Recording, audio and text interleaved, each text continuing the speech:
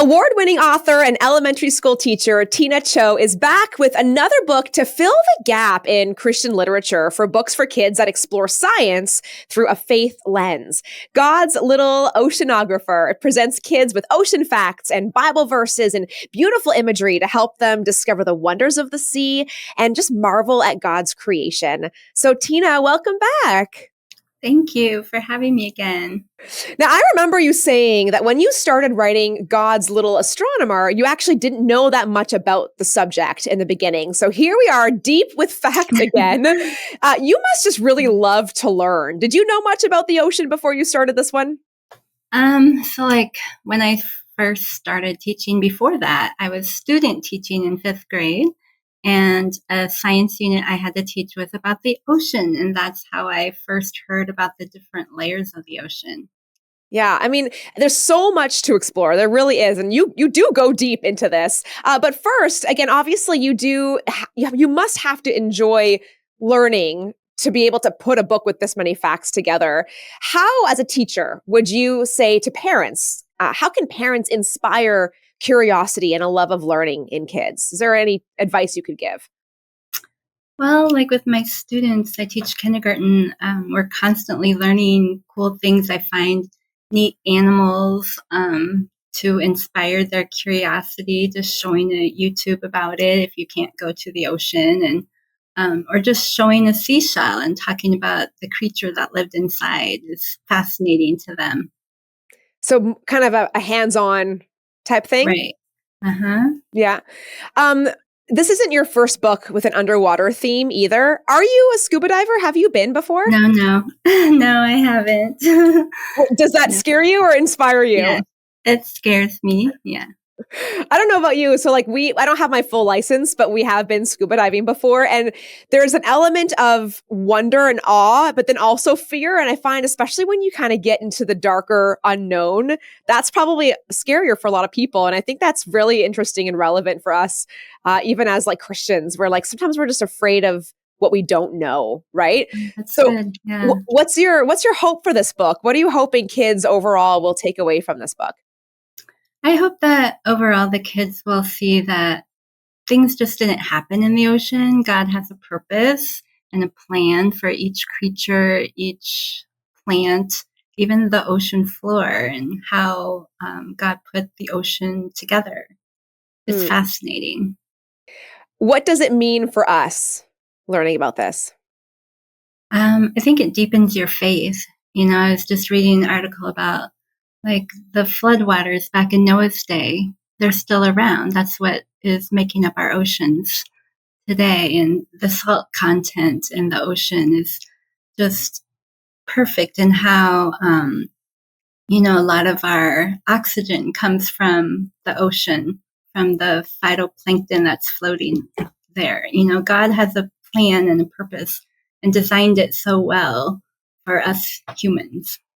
Yeah, there's this great line. I was going to bring it up later. Where it says, the ocean is full of blessings for you. Can you elaborate more on what else you mean by that? I didn't even know, even in our ice cream and cosmetics, shampoo, medicines, of course, they get the chemicals from the sea and from sea creatures. So that is, again, so amazing. Yeah, we really do benefit from it. Okay, going back to this fear of the unknown and darkness, I love that you really do go down to the dark layers. A lot of this I didn't know, the Twilight Zone, the Midnight Zone, the Abyssal Zone, the Hadal, I'm not even sure if I'm saying that right, Hadal Zone, 36,000 feet deep. I mean, there is so much yet to discover, which is part of the excitement of this book. What did you find that you discovered that you were not expecting to discover this when you were researching?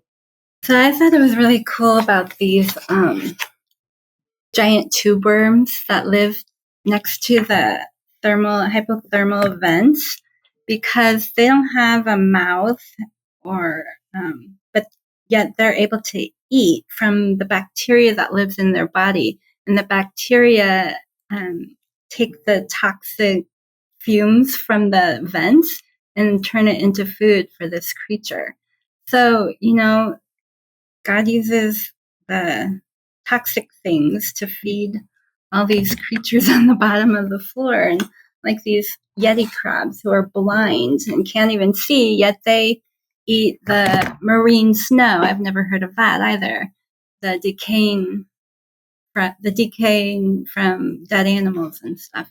Wow. It really is fascinating. And I love that you just said that you essentially are giving us more evidence that God can take what might have been used to harm, but actually can turn it to good, right? There's that metaphor there. Yeah. So much scripture, so much fact. What age group would you say this book is for? Because it's not just for little kids. Right. Well, a picture book is considered 4 to 8 years old, but even the older kids can enjoy the facts, and parents too. Do you find, because you don't oversimplify this, do you find that kids can actually understand, grasp a lot more than we give them credit for? Oh, of course. Like with my students, I'm amazed by how much they can learn and understand things. What's the call to action in this book? I think like not just taking care of the ocean, but appreciating our God who created the ocean, and knowing that it just didn't happen to be there, that he had it all planned. You do have a section at the back that's a bit more hands-on too for call to action. Like you said, how to look after the ocean. I mean, if we're getting so much from it, then we need to definitely be protecting it. Correct. Yeah. Cleaning it up and supporting groups that take care of the ocean, and just enjoying it too, and reflecting on God's power and that he created it for us to enjoy. So if you're not a scuba diver, do you like to walk along the ocean? Do you have a beach where you are? I like to do beach combing. I'm in Iowa right now, so there are no beaches. But before that, when we were in California, I loved Newport Beach. I would always discover new creatures there, even on the beach itself. And then when we were living in Korea, we were just like 45 minutes to an hour away. We went often to the ocean. Yeah. Wow. So special. Okay. So this seems to be part of a series called Big Adventures for Growing Minds. God's Little Astronomer, which we featured last year, and now God's Little Oceanographer. Is there more? What's next? What's next to explore? Book 3 is God's Little Zoologist, and that's due to my editor this week, actually. So I've been working on it. It's been fun, but it's a difficult one to do. And then there'll be God's Little Botanist, I think, in 2029. Ooh, I like it. Yeah, you really are filling that void, that gap of science and faith together. Do you find that the books, as you're working on them, you're getting just this great source material for teaching? Like, is there this crossover now?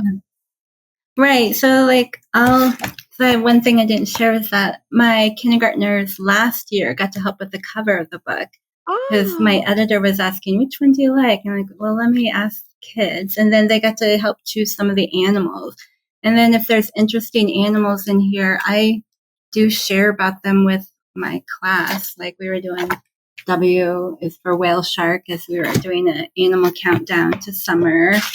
And the strawberry squid, like my girls would like anything sparkly. So... That's awesome. I feel like you need to create a whole, it's too much work for you, but a whole curriculum for teachers out of this stuff, because it's so good. Yeah. Right. What do you want to say just to encourage parents or educators? I think it's important for kids to know that there's so much science in the Bible and evidence that God created everything. And there's verses on every spread that they can share with their kids, and they can even look it up themselves in the Bible. Yeah, awesome. Well, again, it's Tina Cho, God's Little Oceanographer, and we'll be watching for the next one. Thank you, Tina. Thank you for having me.